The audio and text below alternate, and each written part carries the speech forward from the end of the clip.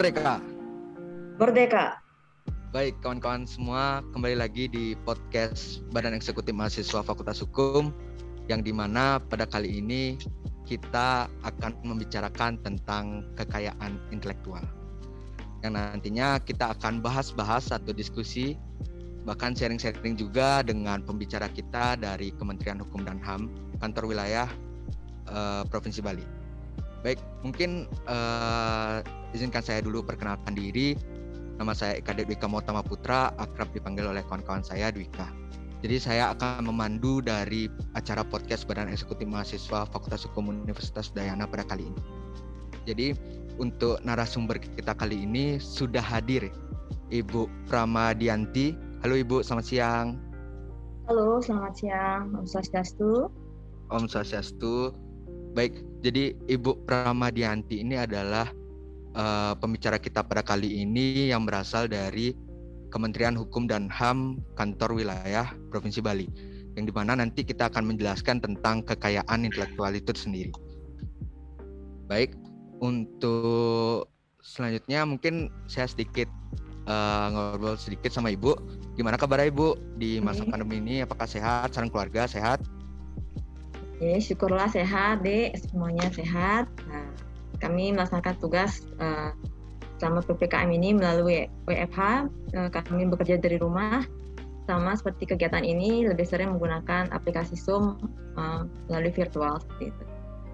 Baik, mungkin sedih rasanya saya jika kita tidak bisa bertemu secara langsung, dikarenakan himbauan dari pemerintah itu sendiri untuk meminimalisir kerumunan atau minimalkan dari kegiatan-kegiatan yang ada. Sampai tanggal 2 kemarin sudah dibilang juga sama Pak Jokowi bahwa PPKM level 4 ini diadakan sampai tanggal 2 Agustus. Mungkin kita hanya bisa bertemu lewat layar laptop saja atau daring saja. Iya, mohon dimaklumi dulu, nanti yang penting semua komunikasi kita bisa disampaikan dengan baik ke masyarakat. Apa-apa melalui daring, yang penting lancar kegiatan ini. Iya, nantinya saya harap juga nanti kawan-kawan yang menonton akan mendapat poin-poin informasi yang jelas setelah kita berdiskusi nanti ya Bu ya. Ya, betul sekali.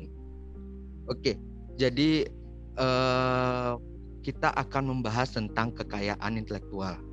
Mungkin kawan-kawan yang menonton nantinya agak bingung nih, kenapa sih tiba-tiba podcast dari Badan Eksekutif Mahasiswa Fakultas Hukum Universitas Udayana mengangkat suatu tema, yaitu kekayaan intelektual. Mungkin saya jelaskan sedikit, yang dimana Badan Eksekutif Mahasiswa terdiri dari beberapa bidang, khususnya pada kali ini bidang pengabdian masyarakat, melakukan suatu program kerja, yang dimana program kerja itu adalah sosialisasi hukum dan desa binaan, yang dimana kawan-kawan panitia mengangkat suatu isu permainan tradisional di desa Ole Marga Tabanan, yang nantinya permainan ini adalah permainan khas dari desa Ole tersebut, yang merupakan permainan anak-anak yang sampai sekarang pun masih dijalankan oleh anak-anak di desa Ole tersebut. Permainan ini hanya ada dan hanya dimainkan di desa Ole tersebut. Jadi kami dari kawan-kawan mahasiswa mengangkat isu ini untuk coba kami daftarkan di Kementerian Hukum dan HAM sebagai kekayaan intelektual dari desa Ole Marga Tabanan tersebut. Jadi seperti itu kawan-kawan, ngapa sih kita di podcast kali ini sampai mengundang narasumber yang sangat baik sekali, Ibu Pramadianti, yang menyempatkan waktunya untuk berbicara atau berdiskusi dengan saya di sini, agar teman-teman yang menonton juga mengerti tentang kekayaan intelektual itu seperti apa. Oke, jadi untuk di sini ada beberapa pembahasan Bu, yang nanti kita coba berdiskusikan pembahasan tersebut. Mungkin yang pertama, banyaknya dari masyarakat awam yang belum mengetahui tentang KI atau kekayaan intelektual. Mungkin Ibu bisa menjelaskan terlebih dahulu apa sih itu kekayaan intelektual Bu? Saya persilakan Bu. Baik, terima kasih Adik untuk pertanyaannya. Sebelum saya menjawab apa itu kekayaan intelektual, mungkin sejauh ini sudah banyak masyarakat ya yang sudah mengetahui tentang apa itu kekayaan intelektual.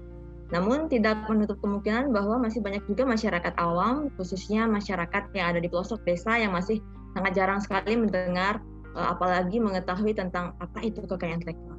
Nah, KI itu atau kekayaan intelektual itu merupakan suatu hasil dari olah pikir atau kreativitas seseorang atau manusia yang mampu menghasilkan suatu produk ataupun proses yang dapat bermanfaat bagi manusia itu sendiri maupun bagi orang banyak dalam rangka memenuhi kebutuhan dan kesejahteraannya, seperti itu.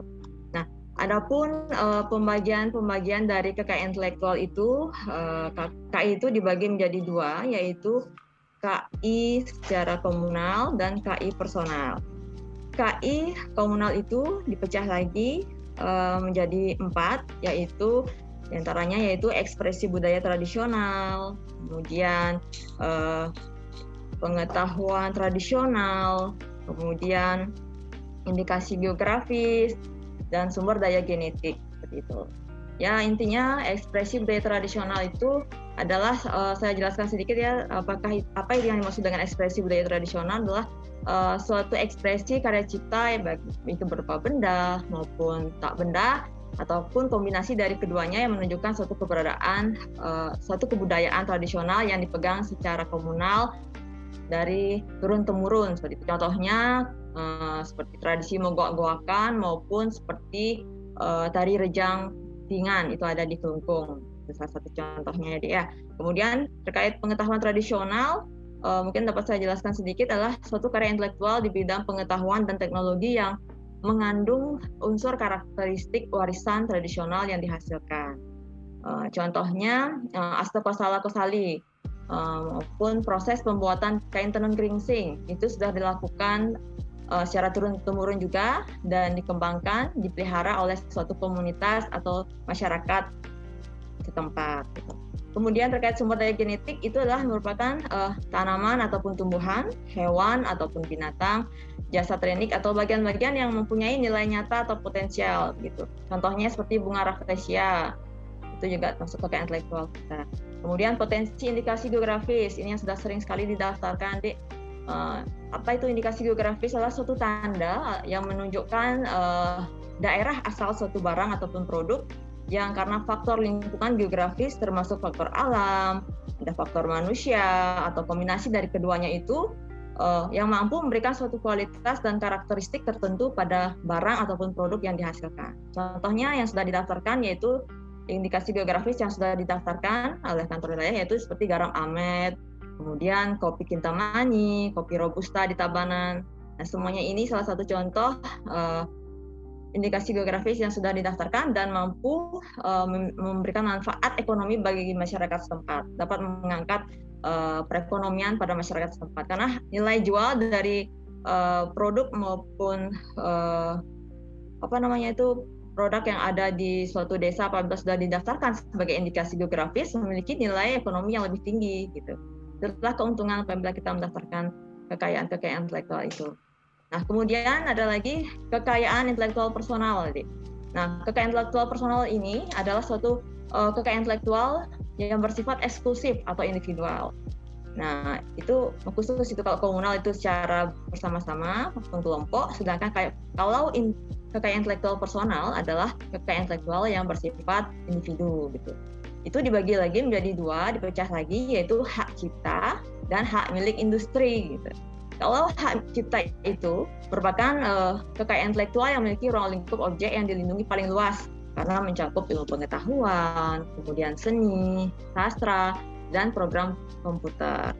Contohnya seni tari, lagu, musik, karya tulis, seni batik maupun pemrograman seperti itu.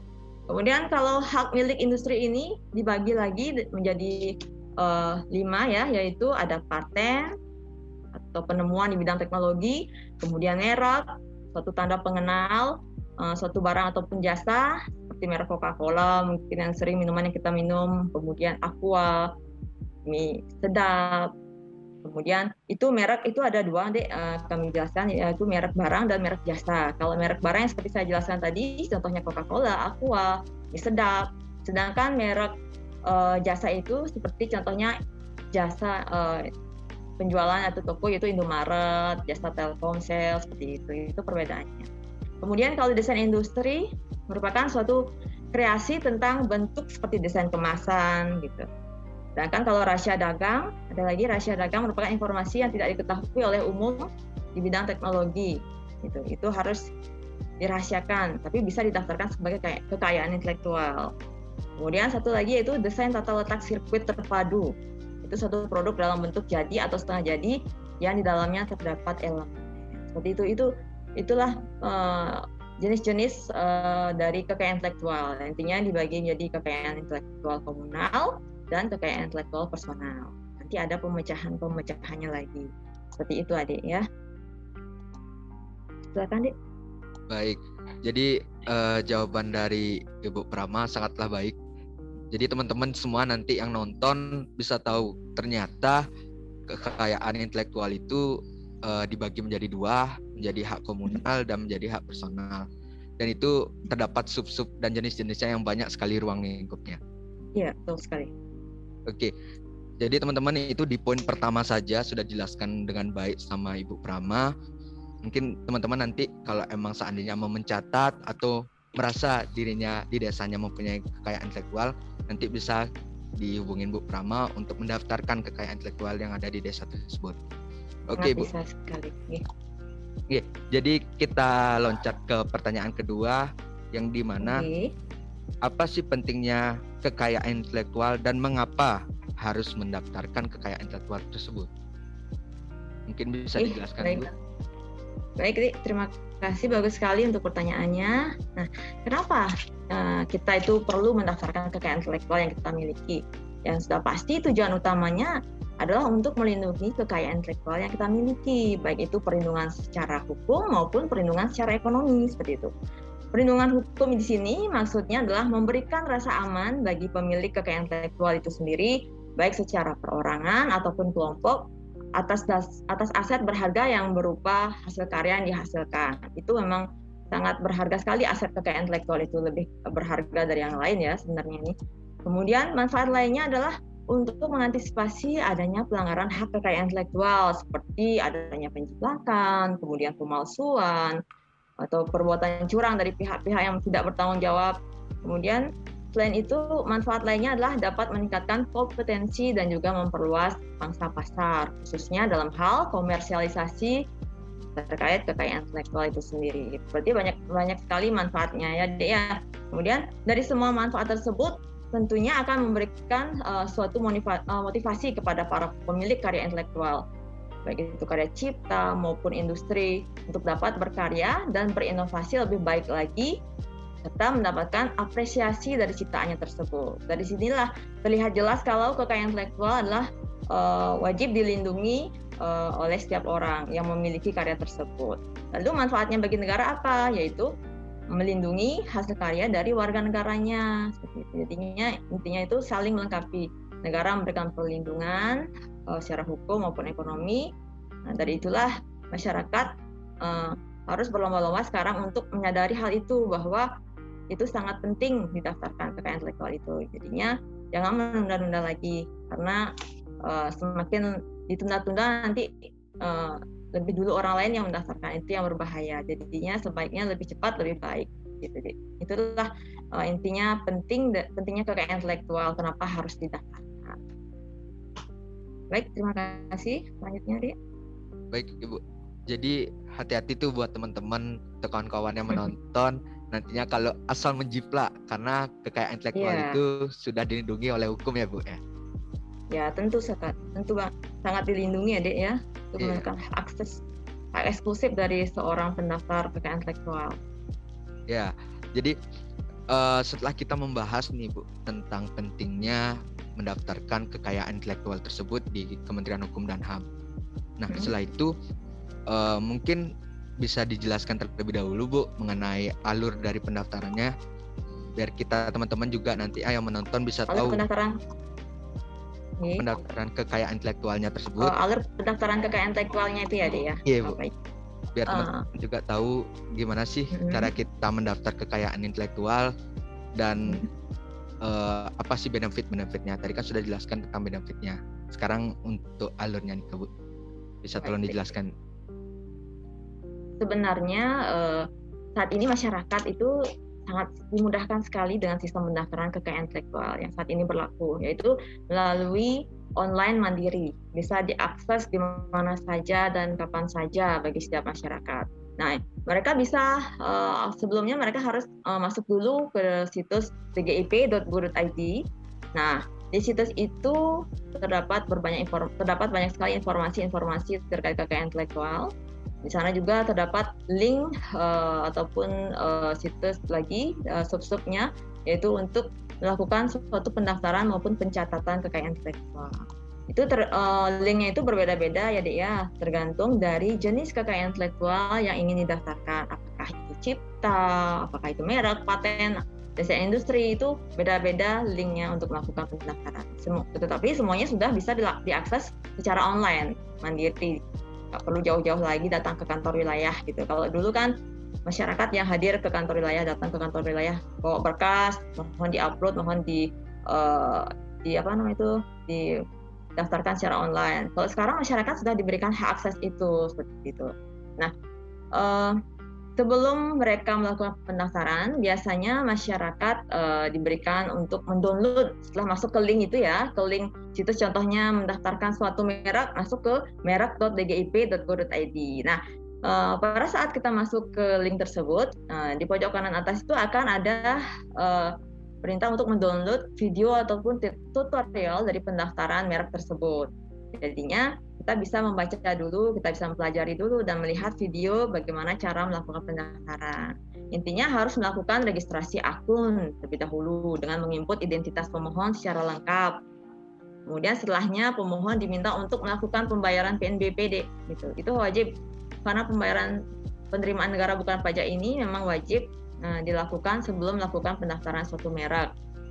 Nah, setelahnya baru kita bisa melakukan pendaftaran. Setelah kita menunjukkan bukti pembayaran PNBP tersebut, baru kita diizinkan untuk melakukan suatu pendaftaran dengan mengisi formulir dan mengupload data dukung yang diperlukan. Itulah syarat utama yang harus dipenuhi. Itu beda-beda syaratnya, intinya harus melengkapi identitas, kemudian membayar PNBP, mengisi formulir, dan mengupload data dukung disesuaikan kembali dengan jenis-jenis kekayaan intelektual yang ingin didaftarkan. Itu semua sudah lengkap persyaratannya, apa yang saja yang harus dilengkapi itu melalui situs tgip.go.id ya, bisa diakses oleh siapa saja, oleh seluruh masyarakat terkait apa saja yang harus dilengkapi syarat-syaratnya. Nah, salah satunya, ini contoh lagi, jika ingin mendaftarkan cipta ya, jika semua berkas itu sudah diupload, maka akan dilakukan pemeriksaan formalitas oleh tim pemeriksa di Direktorat Jenderal Kekayaan Intelektual. Kemudian dilakukan verifikasi, dan jika permohonan ciptaan tersebut disetujui, maka bukti pencatatan hak cipta akan dikirimkan melalui akun pemohon yang digunakan pada saat melakukan pencatatan ciptaannya tersebut. Seperti itu. Saya rasa demikian, karena masing-masing KI itu berbeda-beda linknya, namun yang pasti saat ini semuanya sudah didaftarkan secara online sistem.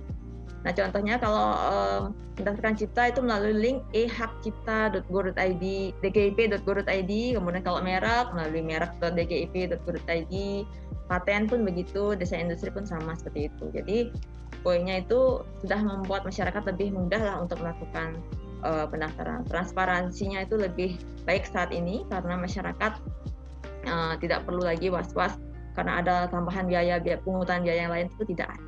Semuanya sudah real sesuai dengan PNBP yang berlaku pada PP nomor 28 tahun 2019. Gitu deh.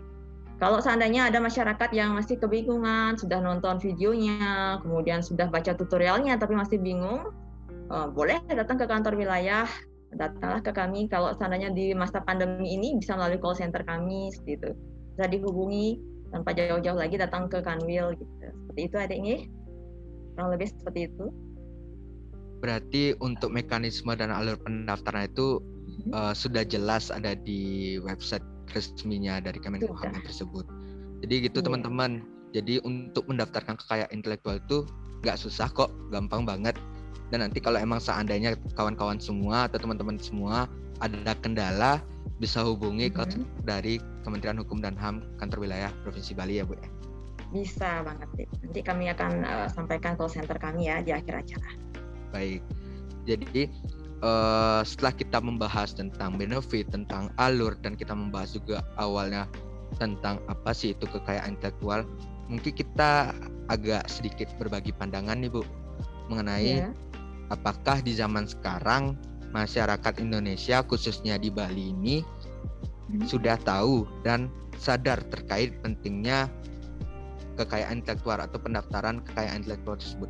Mungkin dari pandangan Ibu sebagai pembicara di sini, gimana sih Bu, masyarakat Bali apakah sudah sadar tentang pentingnya pendaftaran ini atau belum Bu? Baik, terima kasih Dik terkait pertanyaan yang Adik sampaikan. Apakah sudahkah masyarakat tahu dan sadar akan pentingnya kekayaan intelektual? Sesungguhnya sudah banyak sekali sih orang yang berbicara dan tahu apa itu KI. Namun di sisi lain ternyata masih banyak juga masyarakat yang belum tahu dan belum paham tentang apa itu kekayaan intelektual. Itu berarti bahwa pengetahuan masyarakat tentang kekayaan intelektual itu belum optimal begitu. Artinya masyarakat yang berkepentingan saja yang tahu, sedangkan yang tidak berkepentingan ya tidak mau tahu begitu biasanya nggih. Karena tidak ada kepentingan untuk apa saya tahu kan gitu, kebanyakan seperti itu masyarakat kita. Nah, karena begitu pentingnya KI di mata dunia, maka pengetahuan dan pemahaman masyarakat terhadap pentingnya kekayaan intelektual, khususnya pendaftaran kekayaan intelektual itu harus diarahkan secara serius dan terus disosialisasikan gitu. Itulah yang tanggung jawab kami Kantor Wilayah Kementerian Hukum dan HAM Bali untuk bisa mensosialisasikan ke masyarakat terkait pentingnya kekayaan intelektual itu sendiri. Nah, sejauh ini upaya-upaya yang sudah dilakukan oleh Kantor Wilayah Kementerian Hukum dan HAM Bali, yakni sudah sering sekali kami bekerja sama dengan ataupun menggandeng pemerintah Provinsi Bali dalam berbagai kegiatan sosialisasi maupun diseminasi terkait kekayaan intelektual dengan mengundang stakeholder terkait dan masyarakat dari berbagai kalangan. Kami sering sekali melakukan sosialisasi dengan mengundang Bapak Gubernur, kemudian Badan Riset Teknologi dan Inovasi Daerah. Kami sudah sering sekali ikut bekerja sama bersama mereka. Setiap kegiatan kami selalu menggandeng mereka dan menggandeng masyarakat dan stakeholder terkait lah agar mereka paham. Nah, semakin paham lagi terkait macam-macam dari kekayaan intelektual itu kan banyak itu. Biar setiap tahun itu kami selalu mengadakan sosialisasi di kantor wilayah terkait kekayaan intelektual ini. Seperti itu. Selain itu juga dalam rangka memberikan kemudahan ya dan percepatan pelayanan pendaftaran kekayaan intelektual, kami juga sudah menjalin kerjasama pelayanan pendaftaran menjalin kerjasama dengan pemerintah daerah, dengan kota seprovinsi Bali dengan membentuk unit layanan sentra kekayaan intelektual di 9 kabupaten kota, di mana sentra kekayaan intelektual tersebut ada dipusatkan pada Dinas Koperasi ataupun di Dinas Perindustrian dan Perdagangan, tergantung dari kebijakan pemerintah daerah masing-masing dipusatkan di mana itu sentra kekayaan intelektualnya. Tapi yang pasti sejauh ini kami sudah melakukan kerjasama dengan seluruh kabupaten kota yang ada di Provinsi Bali untuk membentuk hal itu. Selain itu juga pembentukan sentra KI ini juga telah dibentuk di beberapa universitas baik itu negeri maupun swasta, seperti di Kampus Warmadewa, kemudian di Undiksa, di UNUD pun baru sudah terbentuk kemarin sentra kekayaan intelektual, kemudian di ISI, Denpasar, dan kampus-kampus lainnya itu ada beberapa yang sudah juga. Jadi dengan adanya sentra KI ini kita itu berharap bahwa masyarakat yang ada di daerah itu tidak perlu jauh-jauh lagi datang ke Kanwil untuk melakukan konsultasi maupun untuk melakukan pendaftaran kekayaan intelektual. Karena dari seandainya masyarakat yang awam tidak bisa melakukan pendaftaran secara mandiri, mereka bisa datang langsung ke sentra KI-nya terdekatnya di wilayah mereka masing-masing seperti itu. Kalau ada yang di Tabanan, langsung aja ke Dinas Koperasi dan UMK yang ada di Tabanan.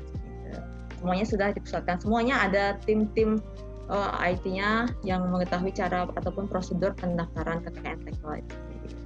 Kemudian kalau kita melihat tentang pengetahuan masyarakat, apakah ternyata masih banyak juga loh masyarakat Bali yang ada di pelosok-pelosok desa yang belum mengetahui terkait informasi-informasi hukum yang belum sampai di telinga mereka lah ya.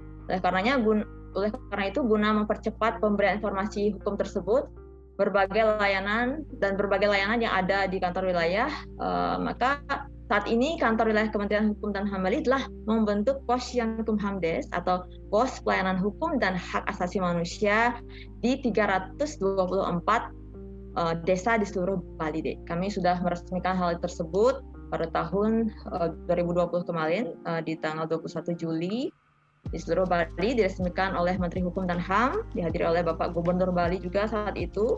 Mana tujuan dari Posyankumhamdes ini membantu memberikan respon cepat lah kepada masyarakat untuk mengetahui terkait informasi-informasi hukum dan layanan-layanan yang diberikan oleh kantor wilayah Kementerian Hukum dan HAM Bali di masa pandemi seperti ini. Seperti itu. Itulah tujuan kami membentuk Posyankumhamdes, salah satunya ya memperkenalkan apa itu kekayaan intelektual seperti itu. Kan banyak itu masyarakat desa yang karena mereka belum mengetahui informasi, jadinya mereka nggak mengetahui itu akses website, medsos mereka itu kan nggak tahu untuk mengakses link-link ataupun situs-situs dari Direktorat Jenderal Kekayaan Intelektual untuk mendaftarkan karya-karya yang mereka miliki. Padahal di masyarakat desa itu kan banyak sekali mereka menemukan ide-ide kreatif maupun karya-karya intelektual yang sangat berharga, yang tentunya sangat bisa didaftarkan sebagai kekayaan intelektual, baik itu cipta maupun kekayaan intelektual yang lainnya, industri yang lainnya, seperti itu. Nah, berbeda dengan seandainya dengan masyarakat yang sudah tahu dan paham akan KI di era yang semuanya serba digital ini, biasanya masyarakat melek dengan teknologi sudah biasa langsung mengakses informasi-informasi KI ya secara digital. Saat ini sudah banyak juga di-share melalui medsos maupun website yang ada pada Direktorat Jenderal Kekayaan Intelektual maupun kantor wilayah Kementerian HAM Bali. Sudah banyak banget ini di-share untuk terkait bagaimana proses pendaftarannya, apa pentingnya KI, itu semuanya sudah sering sekali di-publish ataupun di-share oleh teman-teman dari Direktorat Jenderal Kekayaan Intelektual maupun kantor wilayah Kementerian HAM Bali. Nah, kalau kita lihat terkait sadar atau tidaknya masyarakat, nah biasanya nih kesadaran itu kan muncul dari inisiatif sendiri ya, inisiatif pribadi. Nah, jika masyarakat sadar bahwa pendaftaran KI itu penting ya, maka secara otomatis mereka akan segera mendaftarkan ataupun mencatatkan hasil karya intelektual mereka ke Direktorat Jenderal KI. Namun di masa ini kita masih sangat sering menemukan bahwa banyak sekali masyarakat yang sudah sadar tapi justru terkendala di masalah ekonomi. Atau ada juga yang tidak tahu bagaimana masa depan pertumbuhan nilai ekonomi dari KI yang mereka miliki.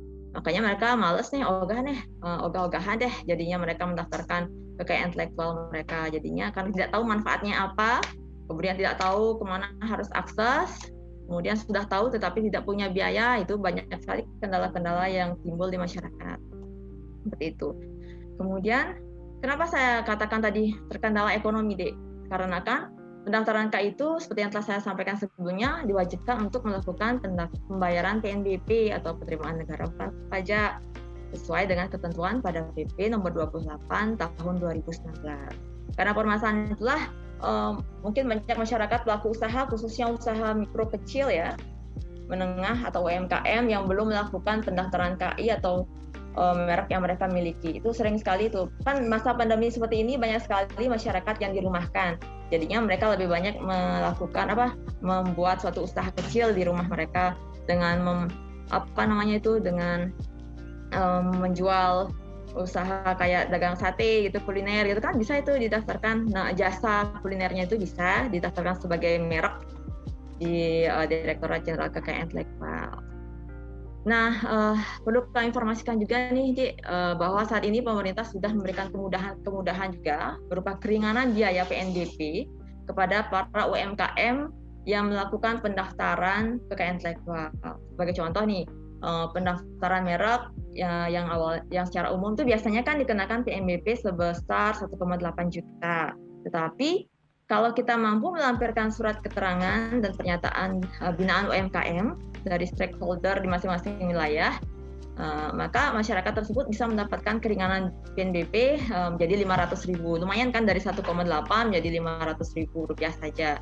Begitu pula dengan layanan KI lainnya, semuanya memiliki ada pilihan binaan UMKM. Jadinya masyarakat bisa memilih itu, tapi dengan syarat harus melampirkan surat keterangan binaan UMKM dari stakeholder di masing-masing wilayah mereka. Baik itu contohnya seperti di dinas koperasi mungkin, di dinas perindustrian mereka bisa mencari di sana, tergantung di mana ditetapkan oleh pemerintah daerah mereka masing-masing.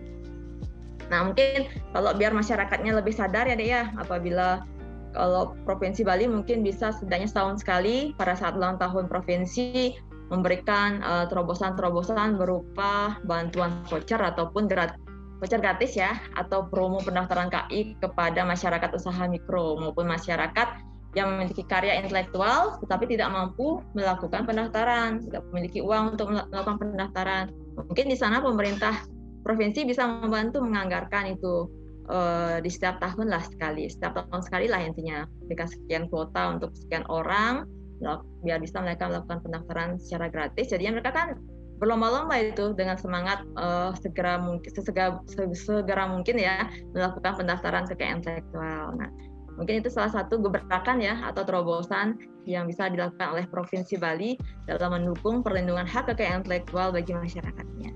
Mungkin demikian Dik. Terlalu panjang saya bercerita mungkin nih. Ya, jadi jawabannya sangat bagus sekali Bu Prama. Dimana mungkin kawan-kawan semua ada nih teman-temannya yang punya, sekiranya mungkin ada yang punya coffee shop atau gimana, bisa didaftarkan sebagai hak merek nggih Bu? Nggih, hak merek itu, merek jasa kalau coffee shop. Merek jasa di Kemenkumham Kanwil Provinsi Bali. Direktorat Jenderal Kekayaan Intelektual dari Ditjen KI ya dia. Di Ditjen KI-nya. Oke, jadi selain mudahnya untuk mendaftarkan, ditambah juga ada keringanan juga dari negara, apalagi di masa seperti ini juga Bu ya. Iya. Jadi untuk teman-teman semua, apalagi di masa seperti ini pasti banyak ada usaha-usaha baru yang tiba-tiba muncul. Jadi bisa didaftarkan. Setelah itu ya fungsinya agar aman juga, dan benefit-benefit yang tadi sudah disampaikan oleh Bu Prama juga mungkin nanti bisa diresapi terlebih dahulu. Oke Bu, jadi masyarakat sekarang juga artinya masih ada yang masih belum tahu juga tentang KI, dan ini juga pentingnya kami sebagai mahasiswa mengajak kolaborasi dari Kemenkumham untuk jadi mahasiswa, menjadi agent of change agar merubah mindset dari masyarakat Bali yang dimana masih agak berpikir apa sih fungsi saya untuk mendaftarkan, sepertinya tidak perlu. Jadi inilah kolaborasi kami yang nantinya semoga masyarakat terbukalah pemikirannya tentang pentingnya pendaftaran kekayaan intelektual tersebut ya Bu ya. Ya, betul sekali Dek. Oke Bu, kita lanjut ke pertanyaan selanjutnya. Apakah jika sudah terdaftar kekayaan intelektual maka suatu kebudayaan tersebut sudah terjamin keamanannya Bu? Kebudayaannya nih ya maksudnya ya.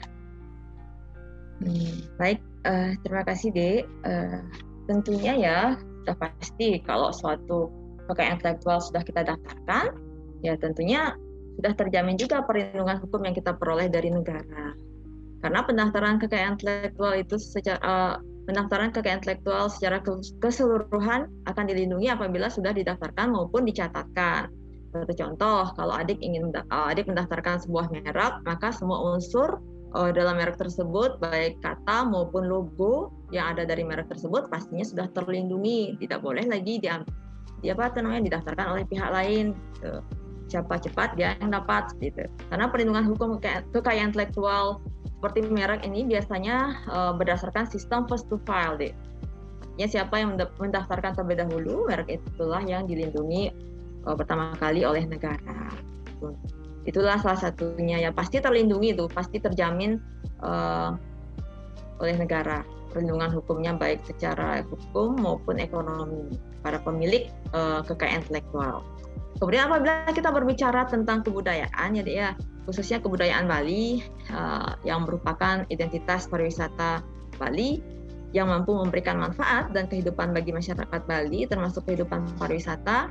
Saat ini pemerintah Provinsi Bali melalui Badan Riset Inovasi dan Badan Riset dan Inovasi Daerah bekerja sama dengan kami, Kantor Wilayah Kementerian Hukum dan HAM Bali, sedang gencar-gencarnya nih Dek melakukan inventarisasi sebelum PPKM ini ya. Kami sedang gencar-gencarnya melakukan inventarisasi maupun pencatatan semua kekayaan intelektual komunal, baik itu ekspresi budaya tradisional maupun pengetahuan tradisional untuk dicatatkan dalam pusat data Kementerian Hukum dan HAM ataupun di database-nya ya, maksudnya di database pusat data Kementerian Hukum dan HAM sebagai kekayaan intelektual daerah seperti itu. Sehingga nantinya akan mampu memberikan perlindungan hukum terhadap adanya klaim dan pemalsuan terhadap kekayaan intelektual yang ada di Bali itu mencegah sekali. Kita memberikan perlindungan dari semua kekayaan komunal ya, khususnya nih ya untuk kebudayaannya ya, komunal yang ada di Bali, baik itu EBT, pengetahuan tradisionalnya, IG-nya maupun yang lainnya, itu bisa terjaga keamanannya apabila kita segera mencatatkan kekayaan intelektual tersebut melalui database Direktorat Jenderal Kekayaan Intelektual. Begitu. Maka intinya kalau sudah kita melakukan pendaftaran maupun pencatatan, segala jenis kekayaan intelektual baik itu personal maupun komunal itu sudah barang tentu akan terlindungi, gitu deh ya, dijamin perlindungannya oleh negara. Seperti itu deh intinya. Oke, berarti sangat terjamin sekali ya Bu, jika kita sudah mendaftarkan kekayaan intelektual kita. Mungkin pertanyaan terakhir nih Bu, sebelum kita tutup sesi diskusi kita, sharing-sharing di podcast ini. Bagaimana jika ada seseorang yang sudah mendaftarkan kekayaan intelektualnya, tiba-tiba digugat oleh seseorang ataupun ditiru atau dijiplak? Kira-kira bagaimana ya Bu? Mereka bisa melakukan, apabila maksudnya Dek, berarti seseorang itu sudah melakukan pendaftaran gitu? Sudah melakukan pendaftaran atau belum? Sampun sudah. Melakukan pendaftaran dan dilanggar seperti itu. Dilanggar maksudnya ada yang melakukan keberatan seperti itu ya? Iya Bu. Bisa saja itu diselesaikan dengan cara mengajukan proses keberatan ataupun pengaduan ke Direktorat Jenderal Kekayaan Intelektual, juga bisa secara online juga. Tapi sebelumnya lebih baik dilakukan secara mediasi dulu deh ya, sebelum kita ke ranah pengadilan. Kalau seandainya suatu merek itu kan biasanya diselesaikan di pengadilan niaga gitu. Namun ada juga alternatif lain sebelum masuk ke ranah pengadilan, kedua belah pihak itu dimediasi dulu ataupun di arbitrase ya, dilakukan arbitrase dulu, mereka diselesaikan secara baik-baik dulu. Seandainya pihak yang melanggar hak kekayaan intelektual itu berkenan lah, setidaknya mereka tuh maulah merubah nama merek yang mereka ambil dari pihak lain tuh, berubah, janganlah itu digunakan lagi seperti itu. Etikat baiklah harus dilakukan oleh pihak yang sudah melanggar itu. Tapi kalau seandainya dengan etikat baik masih tetap saja bersifat itu yang melanggar itu tetap melakukan pendaftaran, intinya itu bisa diajukan ke ranah pengadilan melalui pengadilan niaga gitu ya. Itu ada prosesnya, itu bisa nanti di melalui situs DGIP itu sudah lengkap semuanya bagaimana proses mengajukan keberatan maupun pengaduan gitu deh ya.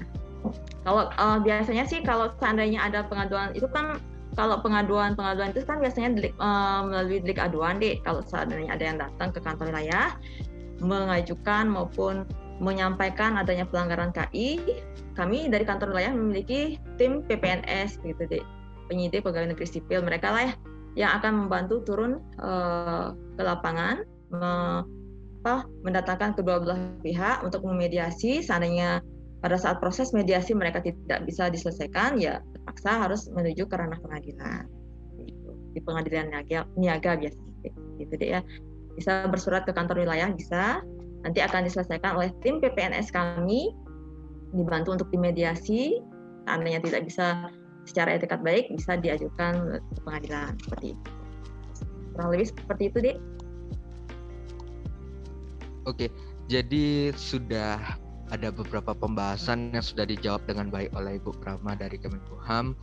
Mungkin sesi untuk kita diskusi dalam podcast ini bisa kita tutup. Mungkin dari Ibu Prama, apakah ada kata-kata penutup untuk kawan-kawan semua yang nantinya menonton podcast ini dan ingin untuk mendaftarkan kekayaan intelektualnya. Oke, ada pesan-pesannya Bu? Baik, mungkin statement terakhir di podcast ini ya. Ya intinya sih kami dari kantor wilayah Kementerian Hukum dan HAM Bali sangat mengharapkan sekali pada masyarakat, khususnya masyarakat Bali, para pemilik karya intelektual agar lebih antusias dalam melakukan pendaftaran kekayaan intelektual yang dimiliki. Yang sudah pasti akan memiliki manfaat-manfaat yang sangat besar bagi masyarakat itu sendiri, yaitu hak eksklusif berupa hak moral dan hak ekonomi dari kekayaan intelektual yang mereka hasilkan. Untuk itu, ayo segera daftarkan kekayaan intelektual Bapak Ibu sekalian sebelum didahului oleh orang lain, karena sayang sekali loh kalau sudah terlanjur jalan bisnisnya, kemudian di tengah jalan ternyata sudah ada yang lebih dulu mendaftarkan KI kita atau merek kita, ya sangat disayangkan sekali ya. Itu sebelum terlambat, ayo segera kita daftarkan merek kita melalui online mandiri. Nanti apabila ada kesulitan maupun kendala, silahkan datang ke kantor wilayah. Kami siap melayani teman-teman sekalian untuk memberikan informasi terbaik terkait kekayaan intelektual ini. Oke, demikian Dik, terima kasih. Baik, mungkin terima kasih Ibu, dan ingat kawan-kawan, kalau emang seandainya nanti kawan-kawan telah menonton video dari kami, silakan disebarluaskan agar masyarakat Bali sadar tentang pentingnya mendaftarkan kekayaan intelektual tersebut. Mungkin akhir kata saya ucapkan terima kasih kepada Ibu Prama, dan saya meminta maaf. Saya minta maaf jika saya ada salah kata atau menyinggung hati Ibu. Saya mohon maaf Ibu. Saya juga mohon maaf apabila ada pada saat penyampaian tadi ada yang kurang mungkin ataupun tidak berkenan di hati teman-teman sekalian. Kurang lebih saya mohon maaf. Terima kasih Dek untuk undangannya. Semoga kedepannya kita bisa menjalin kerjasama lagi untuk bisa melakukan podcast seperti ini lagi ya, tentunya dengan topik-topik yang jauh lebih menarik lagi. Terima kasih.